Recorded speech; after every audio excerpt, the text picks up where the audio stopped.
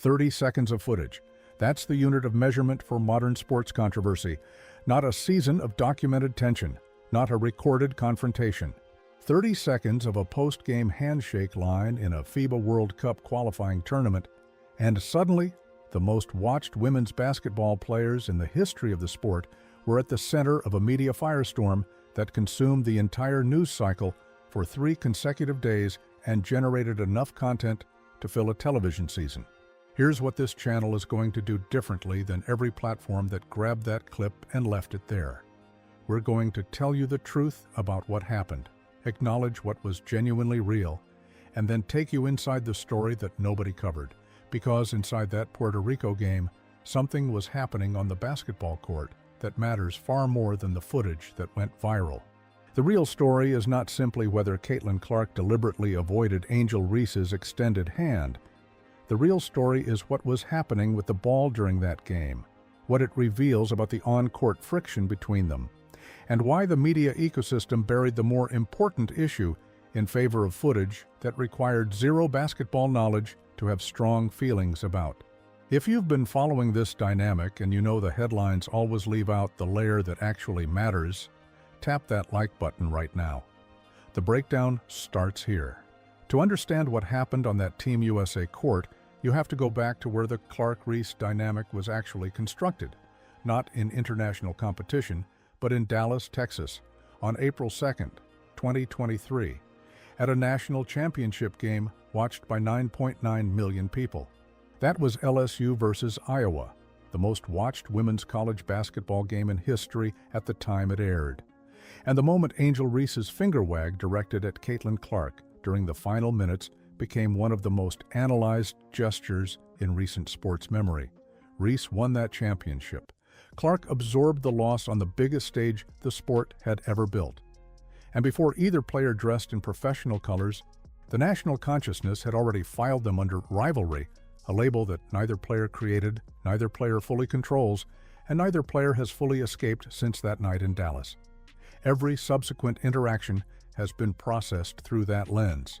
When Clark produced a step-back 3 from logo distance against the Chicago Sky, it became content. When Reese led the WNBA in rebounding while Clark was leading in assists, the statistical comparison became a proxy war for something far beyond basketball statistics. When they shared a court for Team USA selection, the question wasn't whether they could win together, it was which story the cameras would find first. Their individual fan bases, and both are genuinely massive in ways women's professional basketball has never experienced, had already decided what the dynamic meant before FIBA qualifying ever tipped off. The Puerto Rico handshake didn't create a controversy, it landed in territory that had been cultivated for nearly 2 years. The tournament context deserves more attention than the coverage that followed gave it. Team USA was running through FIBA World Cup qualification undefeated, putting up margin of victory numbers that reflected a genuinely talented roster operating close to its ceiling. Caitlin Clark, specifically, was leading the entire Team USA roster in points, assists, and plus-minus ratings simultaneously during that qualifying run. That's not a footnote. That's the most impactful player on the team performing at an elite level in high-stakes international competition, in a format that matters for the program's standing heading into the next phase of global competition. Angel Reese was contributing exactly what she contributes: physical rebounding presence, interior toughness, and a skill set designed to complement perimeter creation. The team was winning decisively. And then came the Puerto Rico game. The handshake moment played out as follows. Clark was moving through the post-game acknowledgement line, making contact with teammates in the standard exchange that happens after every basketball game at every competitive level on the planet. From youth leagues through international finals, the cameras caught her turning away before reaching Reese, who was standing with her hand clearly extended. The exchange never happened. Reese was left there, hand out, and received nothing in return. The clip was on every platform within minutes: Twitter, Instagram, TikTok, and every sports outlet built on controversy traffic, all running the same 30 seconds with the same framing. Let's be honest about the footage, because credibility requires it. What the clip showed looked intentional. An athlete of Clark's spatial awareness and basketball intelligence, someone who processes the entire floor in real time, who identifies passing angles before defenders have registered the threat, who makes decisions at a speed most players can't match. She knew where Reese was standing in that line. She registered the extended hand. The decision to pivot before completing the exchange was a decision. Whether it was a calculated response to what happened during the game, a split-second expression of competitive frustration after 40 minutes of on-court friction, or something in between, is something only Clark knows with certainty. But the suggestion that she simply didn't notice Angel Reese standing directly in her line of sight with a handout doesn't survive scrutiny when held against everything we know about how Clark processes her environment on a basketball court. The optics were unfavorable, full stop. That 30-second clip does not resemble a warm, connected team interaction, and pretending it does serves no one looking for an honest analysis. What it showed is what it showed. Now here's what it didn't show: the 40-plus minutes of actual basketball that created the conditions for that moment. Because throughout the Puerto Rico game, before cameras zoomed in on the post-game handshake line, something was happening with ball handling decisions and outlet connections that directly disrupted Team USA's offensive execution. And that basketball story is significantly more consequential than whether a handshake was completed. The fan reaction divided along predictable lines that had been drawn long before the clip existed. Clark supporters argued the skip was warranted based on in-game events, though, notably, even those supporters rarely specified what in-game events they meant. Reese supporters called it disrespectful and positioned it as confirmation of something they'd already believed. Casual observers absorbed whichever framing their algorithm delivered they first. Dedicated women's basketball followers insisted the entire situation was being blown past proportion, and the qualifying tournament being played, the actual competitive basketball, became a secondary storyline for 72 hours. That amplification pattern reveals something real about where women's basketball stands right now. The audience is enormous, invested in these two players in ways traditional sports audiences rarely are with individual athletes, and willing to engage at scale with 30 seconds of footage. That's uncomfortable to experience from inside the discourse. From a commercial perspective, it represents exactly the kind of attention the WNBA's business side has been working toward for years. Because conflict generates attention, attention generates viewership, viewership generates broadcast value, and broadcast value is what funds better salaries, better travel arrangements, better facilities, and better conditions for every player on every roster in the league. The fan base wars that exhaust observers from the outside are producing measurable commercial outcomes in the background. What happened in the handshake line was a real moment between two competitive athletes. What it became was evidence of an audience size and emotional investment the sport has never had before. The commercial specifics matter here. Clark's arrival in the WNBA produced viewership metrics that changed what the league could ask for in rights negotiations. Indiana Fever broadcasts were generating audiences that put WNBA regular season games in direct comparison with NBA regular season numbers in certain time slots, which is a data point sponsors and network executives memorized and began building projections around. When a handshake clip featuring Clark generates more sports media impressions in 48 hours than some entire WNBA weeks would have previously attracted, that engagement translates directly into the metrics that matter in conversations about what the league's next broadcast and rights landscape looks like. Every player in the league benefits from that rising commercial profile, including players whose names appeared nowhere in the 3 days of coverage this clip produced. And there's a pattern worth naming directly. This is not the first time a moment of physical friction or competitive intensity between Clark and Reese has generated a multi-day national conversation.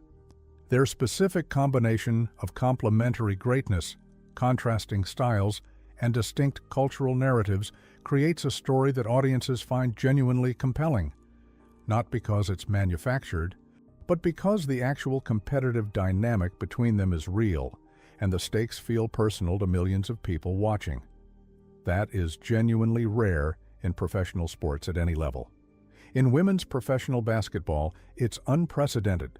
What the social media machine served viewers over those 72 hours was two separate clips from the same Puerto Rico game presented as connected chapters of the same story, the handshake moment, and a separate clip where Clark's performance was below her own high standard in certain sequences.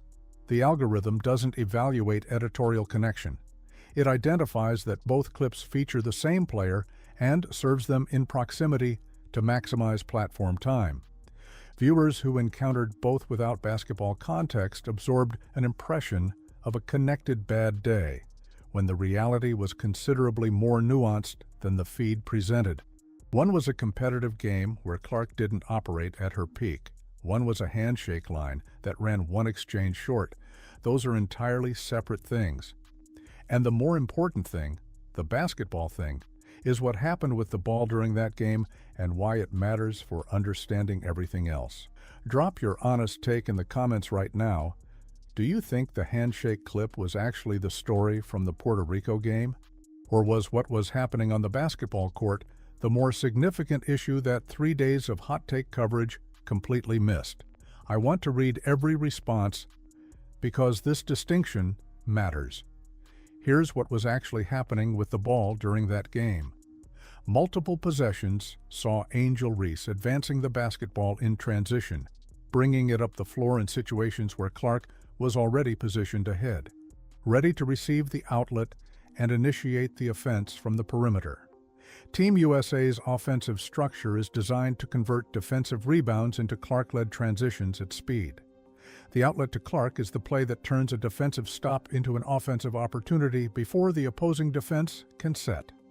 In the Puerto Rico game, there were multiple sequences where that connection didn't happen the way it should, where Reese advanced the ball herself into ball-handling situations that are not her strength, creating slower transitions and, in some instances, turnovers in possessions that should have been clean offensive conversions. Beyond transition offense, there were half-court possessions where passes were attempted from positions outside Reese's natural skill set, situations where the safe read was visible, but the ball ended up in contested positions rather than the open looks the offense was generating. And on specific rebounds, there were moments where the ball was handled in a way that delayed Clark's access to it as an outlet target rather than generating the rapid connection that makes the offense function at its highest level. Now, these are basketball observations, and the critical distinction here is this. None of this is evidence of deliberate disruption. Athletes are processing information in real time, reading the floor under competitive pressure, and sometimes make decisions that work against the play design. Reese wasn't trying to hurt the offense. The question isn't intent. The question is whether those patterns created genuine on-court friction that Clark was registering in real time. And the honest answer is yes, obviously, because the alternative requires believing that a player of Clark's basketball intelligence was completely unbothered by possessions that directly limited what the offense could accomplish. She felt it, she processed it as it was happening, and she arrived at the handshake line carrying 40 minutes of that friction. That changes the framing substantially. What the social media narrative constructed was a story of personal animosity, two players who can't stand each other, expressed through a deliberate public snub. What the basketball evidence supports is something more specific. Clark responded in a moment of competitive frustration to a game where the offense wasn't running the way it should, and that frustration showed in the handshake line in a way the cameras caught perfectly. One of those framings is a personality conflict story. The other is a basketball story. They produce completely different implications for the team, the dynamic, and what happens next. The coaching staff at Team USA operates on a different level of this conversation than any social media platform does. International tournament coaching requires managing individual player dynamics under sustained competitive pressure. With rotation decisions and positional assignments that affect both short-term results and longer-term roster cohesion. When on-court friction becomes visible enough to generate a 3-day news cycle, the coaching response involves addressing the underlying dynamic before the next competition. And the evidence suggests that's precisely what happened in the window between the Puerto Rico game and the Italy matchup, because the resolution was clearly visible to anyone watching both games carefully. Before we get into that resolution, if this is the kind of analysis that cuts through the noise and gives you something the algorithm-driven channels skip, consider joining the channel as a member. Your support is what makes this depth of coverage possible and keeps us going places other outlets don't reach. The social media algorithm's behavior around this story deserves attention as a phenomenon independent of the content itself. Platforms measure engagement velocity, the rate at which a piece of content generates interaction, not editorial significance. A clip involving the two most watched women's basketball players, framed as a conflict moment, produces comment sections that pit opposing fan bases against each other at scale, which triggers algorithmic distribution to audiences who weren't even following the tournament. Within hours of the Puerto Rico clip circulating, it was being surfaced to people encountering Clark and Reese for the first time specifically through the lens of controversy. Their introduction to these players was the 30-second snub narrative, without any of the context that preceded it. That's worth understanding because it shapes how durable certain narratives become. The people who found these players through that clip carry a first impression that's difficult to update with later information. The Italy game, which demonstrated that both players had moved past whatever the Puerto Rico game produced, received a fraction of the distribution the conflict clip attracted because resolution doesn't generate the engagement velocity that conflict does, and the algorithm optimizes for what keeps people on platform, not what accurately represents the state of a team's chemistry. If you've been following this situation and you want to make sure the people in your circle have the full picture instead of just the 30-second version, share this breakdown. The more this sport gets watched with actual context, the better the conversations become. Now let's talk about the Italy game, because what happened in that match is more revealing than anything that appeared in the Puerto Rico clip, and it received a fraction of the coverage. Clark played well. Reese fulfilled her role. The team won. But more specifically, and this is visible to anyone watching the game rather than scrolling for controversy clips, both players were fine together in a way that wasn't performing composure. Fine in the way of actual functional teammates, eye contact on the court during dead balls, shared reactions on plays, ball movement that ran the way it should between them. The kind of synchronized awareness that develops between players who understand each other's game well enough to anticipate the other's movement before it happens. Genuine, deep animosity of the kind that 3 days of social media coverage implied, the kind the headlines described, does not resolve between Thursday and Saturday. Real interpersonal conflict shows up in body language during timeouts, in how players position themselves relative to each other when the ball is dead, in the micro decisions about who gets the outlet pass and who gets a look in the half court. None of that appeared in the Italy game. What appeared instead was a team that had processed whatever the Puerto Rico game produced, and two professional athletes doing what professionals do, having a moment and then returning to work. Meanwhile, the fan bases on social media were still engaged in active conflict well after the Italy game had already rendered a verdict. The online war had acquired momentum independent of the players at the center of it. That's the signature dynamic of the Clark-Reese narrative at this stage.